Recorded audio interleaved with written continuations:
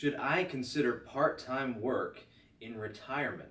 Hey folks, thanks for joining us. Welcome back to Retirement Roadmap with MasterPlan Retirement Consultants. My name is Evan, and with me as always, retirement planner Mark Fricks. So retirement looks different for everyone. When some folks retire, they're ready to cut the cord on their careers completely and dive headfirst into their new phase of life. For others, such an extreme change can be intimidating. Even if you don't necessarily need the income, part-time employment can have many powerful benefits in retirement.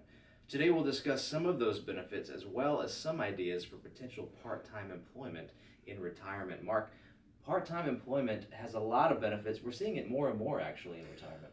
I was thinking about that before the show, and I think one of the reasons, actually two reasons I have. Number one is we do work with a lot of federal employees, and they qualify for pensions fairly early, many of them, age 56, 57. That's early, Right.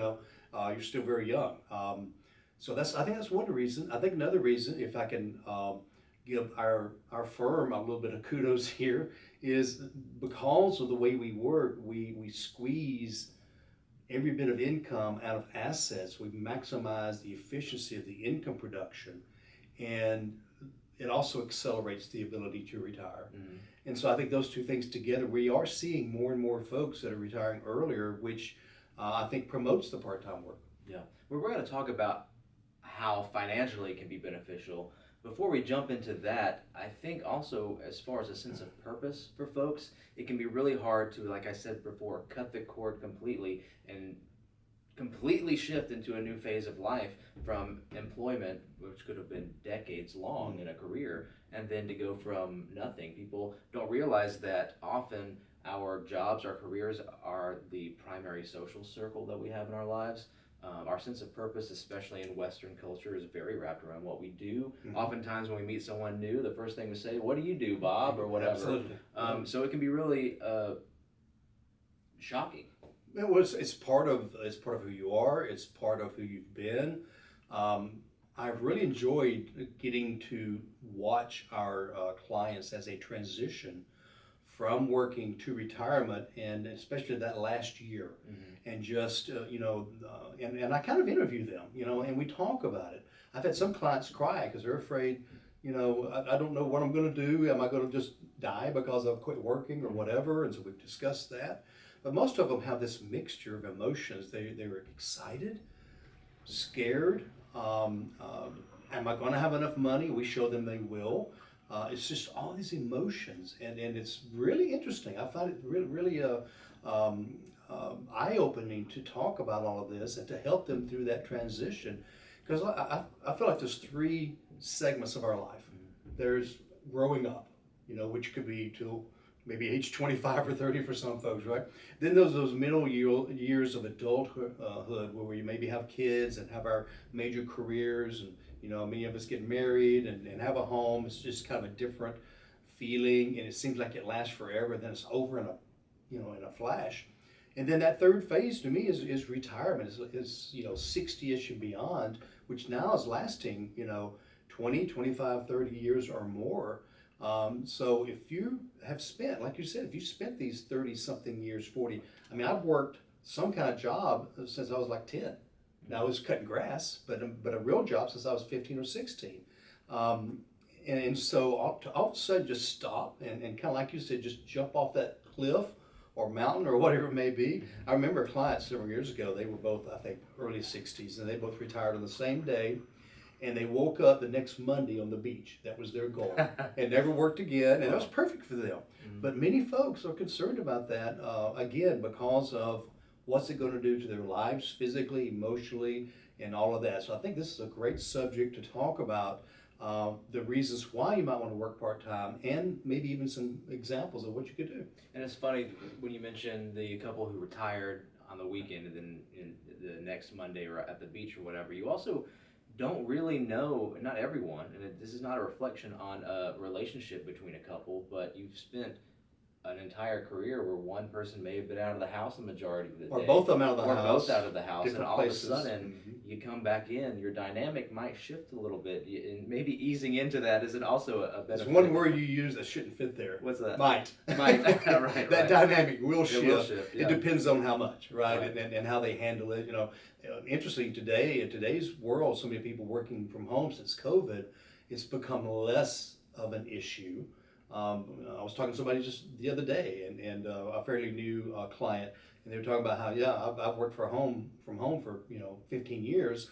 My wife is used to me being here, and she was a stay-at-home mom, and so that's kind of a no-brainer. I'm sure he was probably in the basement or upstairs half the day, but he could come down anytime he wanted. So that would be less. But we also had a couple that actually divorced after their retirement. He came home, and they already had issues. Okay, this was the only reason. But he came home, all of a sudden he started trying to run the household. And she had been running the household just fine. Thank you very much. But it was part of other problems they had, but still that was kind of the final straw of that. So it really is something you've got to talk about, which is where the part-time work may come into play. Absolutely. So on the financial side, first of all, it's quite apparent part-time work can extend your retirement funds. Number one, you're supplementing your income. Part-time work can provide a steady stream of income depending on what kind of work it is, reducing the need to deplete retirement savings as quickly. So maybe you don't need to pull from those IRAs or those Roths so quickly, or that 401k, you can let those continue to grow. You have a different timeline, your immediacy. Maybe you have a little bit more of a long-term time horizon on those investments. Right, and I think you want to touch base on this, but also be able to delay taking Social Security, which will become a larger check as well. Again, I don't want to steal bullet point 3 or 4. No. that pops into play as well. And as we know, and by the way, we are actually have an online webinar coming up on Social Security. Might be a great time to learn more about that. But every year you wait and delay Social Security, there's an increase in that payment of 6 to 8% for the rest of your life. So again, that part-time income of $20,000 or $30,000 a year may allow you to do that. Yeah, I mean, building a financial cushion and continuing to do so. If you're not using all of the income, if you're not depleting all that income per month, also able to save more. Just as we're able to hopefully extend our IRAs and Roths, certain accounts like annuities, income producing accounts, the longer you wait, they tend to produce more income, so there could be more time to allow certain policies and contracts to mature before you use them. Right. So there's a lot of benefit to that. Also just flexibility. You can choose. You have more options when you have a little bit extra income there. Yeah, and you touched on this. You can, as long as you have earned income, you can contribute. Instead of taking money out of your IRAs and 401ks, you can contribute to those because you now have earned income again. And if you don't need a lot of it, you can put that much more. And if you do, create your own business, you can do something like a SEP or a simple or some kind of an IRA that has higher limits. Right. So instead of doing $8,000 a year, if you're 50 or older, you can do 15, 20, 25,000 a year into these accounts. So if you want to catch up, that's a great way to catch up. And depending on who you are and what your strategy is for retirement, there's also opportunity for tax strategy. In that time, if you're earning part-time income, you're probably not earning as much as you were in your peak earning years right before retirement, which means you probably have more likelihood to be able to contribute to a Roth. Also consider contributions since you're earning less that year. The tax penalty the taxes on those conversions might not be as high as they would have if you were working full-time. So a lot of opportunities to explore with part-time work. As Mark mentioned, you also have an opportunity to potentially wait before taking your Social Security benefits, which, as we all know, all that's going to do is let it be a little bit bigger by the time you're ready to take it. That's another strategy to keep in mind. However, a gotcha that we need to also keep in mind: if we are working part-time and we have not reached our full retirement age for Social Security benefits. Most of you, that's age 67. Most of us 67, right? If we've not reached our, FRA, full retirement age, then there's a limit to how much you can earn per year. And this year it's a little over just over 23,000, and that's earned income. So that's money you're going out and getting a W-2 or 1099 because I work for somebody. Okay, so you have to be careful with that. That's another reason not to turn on Social Security. if you're working part-time and think you'll make close to that or a little bit above that or maybe a lot above that as well. So that is something you have to be careful of. And I think you're going to mention this later. So you also may actually be able to add to your Social Security account. So, Yeah. now in many cases not, because basically your Social Security is a formula that includes your highest 35 years of earnings, Social Security FICA earnings, okay? So probably if you're making $30,000 a year part-time, you've made more than that most of those 35 years. But think about this. If you retired at 60 and you only have 30 years of FICA earnings, you have 5 zeros. So putting something in those zeros, even if it's only $25,000 or $30,000, could potentially increase that expected amount, not only because you waited, but because there's more money in your bucket. That's right. So, possibility. And again, it's all strategy, all timing. Everyone's different. But if you're thinking, well, if I'm working part-time, but I can't take Social Security, why would I retire? Well, what if you could maybe spend down some of that IRA money early and you can delay Social Security? Not only are you getting a bigger guaranteed Social Security check, but you are lowering your RMDs in the future. There's just a lot of angles to look at. Yeah, just another way to get some of that IRA money down, whether it's converting to a Roth or some other tax-free type account. Again, people do not realize the impact of required minimum distributions. So starting at age 73 to 75, depending on your date of birth, by that time maybe your IRAs have built up quite well. And that RMD, I mean, we've got clients having to take out $20,000 a year. We have others having to take out $60,000 and $80,000 a year on top of their other income, required, fully taxable. So having a tax strategy early can be really helpful. Yeah. If you want to discuss your own retirement or are curious about what your retirement would look like, especially with part-time employment, feel free to reach out to us at MasterPlanRetire.com. You can schedule your complimentary consultation there. It'll actually take you directly to our calendar to find a time that works best for you. Again, that's MasterPlanRetire.com, or call us at the office, 770-980-9262. Hey, I was thinking about something this morning on the way in. Just want to mention, if you're driving around listening to this show or at home listening to this show, keep in mind that we have many episodes that we've already recorded on every subject that you can just probably go to your pocket. It's probably in your smartphone. All the major podcast servers have our shows on there. You can go to our website and many past shows, all kinds of topics on there. So if you're loving today's episode, look back also on our website or the YouTube. Same episode, you just get to see us, okay? I don't know if that's a positive or a negative, but there you go. So if you're not liking today's show, there might be a better show on the podcast as well. So look back and see if it's something you like better, but I'm sure you're loving it. So but let's keep, again, MasterPlanRetire.com, also a great place to go to schedule a time to meet with us to discuss your situation, your goals, your concerns, your fears, and that's complimentary. So take advantage of that. So we discussed some of the benefits to part-time employment and retirement, whether financial or emotional, psychological, things like that. So how about some ideas for part-time employment and retirement? Yeah. So we do see a lot of different options. Obviously, everyone's got a different situation, different skill sets.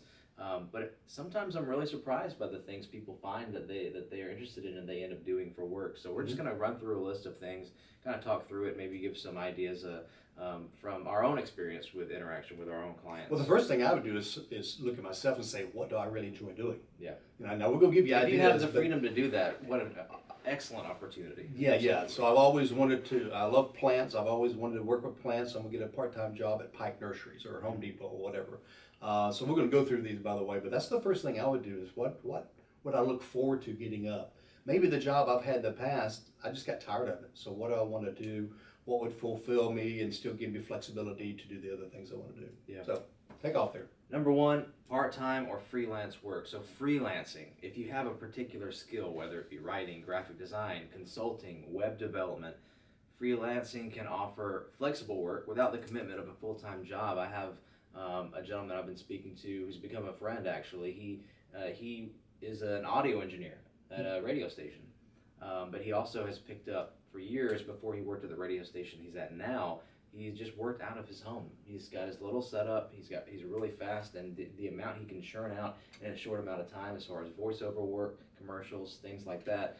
That's something that he can carry with him from home, basically Forever. whenever he wants. That's Exactly, right. whenever he wants. Under his own terms and the whole thing. Yeah. So if you have skills that are similar to that, we have another client, without mentioning any names, but after he retired, his company or a similar company brought him back on for consulting, and it was incredibly lucrative at him stepping in as a consultant. Well, we didn't have the benefits, Right. like health Right. insurance and stuff, but They make up for it. yeah, and if you're 65, you've got health insurance, and also, even though they may not have a 401k for you, again, you have earned income. You can do your own IRA or Roth or something like that. So yeah, that's a great example. And just any part-time job, really. Many retirees take part-time jobs in retail, customer service, or teaching. These can provide steady income, reliable income, with fewer hours. Yep. I'm not sure what examples you want to give. I'm going to give some examples I've Please. seen over the last several years. This was not a client. I was at an auto repair shop, and I noticed this auto parts store, their truck pulled up, obviously delivering a part that they were working on a car with. And this gentleman that looked to be in his 80s climbs out, delivers the part, gets back in and drives back. What a great job, to just be delivering parts around town. It's better than delivering pizzas, which may be fine for you too, by the way. I'm not cutting it down. In my world, I'm not sure, because it's daytime and that type of thing. Another example was, again, kind of the plant thing. I had a client, a female client, loved plants. She got a part-time job with a company that took care of plants in corporate buildings. And she'd go in and water them, pull the dead leaves off, things like that. It was like 3 days a week. She loved it. So just a couple of examples that popped in my head. I'm sure more will enter my brain as we continue talking. Number two, rent out property or space. A lot of people, I was speaking to someone yesterday, actually two separate client meetings yesterday. One gentleman is about 5 years from retiring, and he's using this opportunity now that he's at his peak earning years to start developing rental properties, things like that, so that he has something to carry him through retirement. So whether you want to rent a building, rent a space, I have clients I spoke to yesterday as well they have an extra apartment in their home that they have been letting their children stay there for a reduced rate. Now all their children are on their own and they're independent. They don't need that for their children anymore. So they're looking at ways to rent that out. And rather than Airbnb or Vrbo or some of these that you've got some, that you see some positives and negatives to those, they actually turned me on to a nurses only or a healthcare worker rental site. The traveling nurses. Yep. So which is amazing because one, they typically aren't home most of the time other than to sleep. So and then there's also a little bit more accountability because it's that nurse's site. Interesting options. All the best ideas come from the clients anyways. Yeah, and they're professionals, so they tend to be, take care of property and things like that. Don't have to worry about somebody trashing your place, probably not having wild parties at night. But a great little, basement suite with a separate entrance. Right. Is a great setup. But yeah, that's a great idea. Yeah. If you're blessed enough to have a vacation property, if you've not already considered renting that out in the off season or when you're not using it, that's also a great option as well. I've got online businesses here. There are a lot of different e-commerce stores that you can start. Handmade goods. We all know about Etsy. Vintage items. You can source them, find them. You can do your own online boutique shop. And actually, choose your items. There's a lot of options there, especially if you are crafty or there's a hobby or you have a skill or a talent in a craft type of art or something like that. Etsy's a great resource for that. Well, eBay as well. It's And kind of eBay. old-fashioned, but people sell all kinds of things on eBay, and I enjoy going to antique malls. So I bumped into a few retired folks that have rented a booth. Yeah. And their hobby is during the week, going and finding antiques and then bringing them in and selling them in the booth. They don't have to be there all day. They come in maybe on Saturday morning, maybe straighten things up, add a few items, then leave. And somebody else is there, running the cash register. And I don't know what they make, but the booths I've visited are there for a long time. Right. They're not moving in and out, so they must be making some money. Well, even blogging and YouTube, online blogging, YouTube videos. If you enjoy writing or making videos, you can monetize your content through ads, sponsored posts, affiliate marketing, things like that. It does typically take a little bit of startup time to build that audience, but that's certainly a viable option. But there are consultants, by the way, that will teach you and help you get that promoted. Yeah. And you have to pay them some money, but it shortens that timeline of getting your content out there. So that's great as well. Number 4, another option will be investing. And we talked a little bit about real estate investing, but we've got investing in things like dividend stocks. That is helpful. However, you must to keep in mind dividends are not guaranteed. So if you're looking at a guaranteed monthly income, dividends could be a little bit tricky. A lot of our clients will keep a little pot. We're managing most of their money, but they'll keep a little pot of money to kind of play with. And I don't know, buy some Bitcoin and buy a little bit of dividend stock and try to find the next up and coming company or something like that. We got one client that has developed an entire system, and he was really, really doing well until one point, and then the market went sideways. But still, he's done fine, and he enjoys it. Yeah. So, what do you think about peer-to-peer lending? So platforms like Lending Club that allow you to lend money to others and earn interest. I don't know what the guarantees are like on that. I don't think there's a guarantee. Yeah. Again, this would have to be money you're not afraid to lose. Yeah. But it would definitely, I think, is an opportunity, maybe maybe a miniature angel investor type of thing, Right. situation, Right. depending on how much money you have. Just talking to friends and family and things like that of folks that that might want to start a business. That's great. Yeah. At least you know who they are, their character, things like that. Again, be careful.